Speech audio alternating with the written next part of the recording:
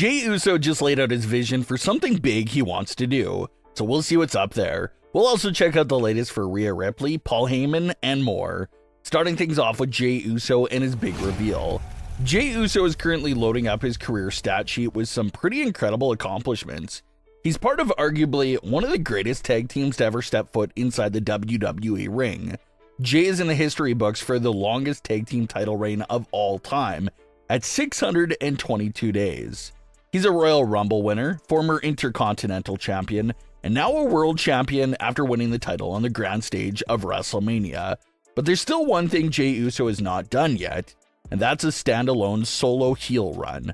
Sure, Jey was a heel during a majority of his time with the Bloodline, but Jey was not the prominent character in that entire story. That was obviously Roman Reigns. Jey and the rest of the family were heels, but they were more in a supporting role to Roman, not really full heel single stars at the time. During an interview with The Ringer, Jey said the top two things left for him that he wants to do in his career is one more tag team run with his brother Jimmy, and a full singles heel run as well. A full-time reunion with the Usos will absolutely be great to see eventually down the line, but Jey's other idea there about a singles heel run is just as interesting. And like we just said, it'll be so fresh because we've never seen Jey as a heel on his own. It was always a part of a larger faction or a tag team, never a heel by himself. So that's a compelling idea, and it makes you wonder, could a heel turn really come into play? Is there a story there for it? It certainly seems like there's a foundation there for Jey's turn, and it'll obviously be related to the entire Yeet movement. We've already seen a few instances where Jey was trying to speak from the heart and touch on deep topics, but certain crowds really couldn't read the room and kept yeeting through some of those emotional promos. So could there be a day where Jey eventually brings these moments back up and says that the fans never truly cared about him? They only liked yeeting because it was something fun for them to do. It's a simple concept, but it definitely looks like that would be something that heel Jey Uso would throw in the crowd's face. And obviously, heel Jey would be fully against yeeting because he would no longer want to pander to the crowds. So it's a very interesting idea, and hopefully we do get to see something along those lines. Some of Jey's moments in the Thunderdome really prove that he can bring a lot of emotional storytelling to the table. So hopefully that range of emotions makes a return as well. As far as what's currently going on for Jey Uso, he's at the very start of his first ever world title reign, and it appears that his first challenger is in fact Logan Paul. Logan Paul has been a constant challenger for WWE World Champions over the last few years. Roman had to face Logan, Cody had to face Logan, and now Jey is the latest champion to face off with him. As far as what could be the real standout feud of Jey's entire reign, a lot of fans are looking at the idea of Sami turning heel and betraying Jey in order to come after the world title. No one has been more close in recent years than Sami and Jey. Sami had Jey's back even during the time period where Jimmy was at odds with Jey. So to see Sami betray Jey, all for the world title, that would undoubtedly be the real breakout feud of Jey's entire title reign. So hopefully we get to see a version of that story coming up here in the near future. Rhea Ripley may not have the world title in her possession at the moment, but she's still one of the biggest stars on the roster and still has a lot of momentum. And now a lot of fans are wondering if it won't be that long now until Rhea Ripley's paired up with another surprising name on screen. And that individual is her real-life partner, Buddy Matthews.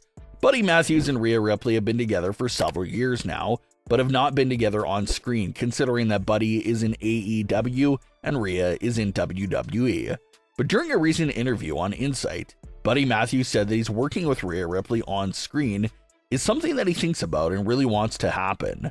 Buddy Matthews said that he fully believes that Rhea and his chemistry with each other would translate great to television, and how they would really create something special together while paired up on screen. Buddy Matthews did not go into much detail about where this reunion would take place at, WWE or AEW, but it's really hard to picture a world where WWE lets one of their biggest stars like Rhea Ripley just simply walk out the door.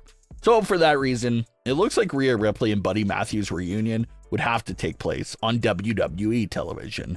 And it's a fun idea that fans are looking forward to. We all saw the great relationship dynamic that Rhea and Dominic created, so we can only imagine how great the dynamic would be between Rhea and Buddy Matthews. So that's something that would be great to see. As far as what's going on with Rhea Ripley, she told EO that she's still coming after the world title. Rhea technically never got a fair rematch since Bianca was the special referee and ruled that match as a double disqualification. And at WrestleMania 41, Bianca Belair was pinned. So in a way, Rhea Ripley still has a strong case of coming after the women's world title, and we should definitely expect to see Rhea continue her chase to the title. Fans have begun wondering if Paul Heyman's next member for Seth's group is someone from NXT. Paul Heyman and Seth Rollins just brought in Bron Breakker into the group. Paul Heyman first managed Bron and spoke to him in depth back during a fall 2023 edition of NXT. And well, just look at them now, they're both paired up on Raw. The other individual that Paul Heyman spoke with that same night of NXT back in 2023 was Ava.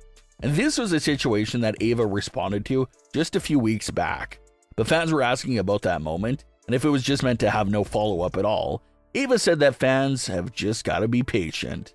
So now that Paul Heyman is the wise man to Seth Rollins, and this new force that's happening with Seth and Bron, could Heyman eventually put a word in to Seth about Ava down the line?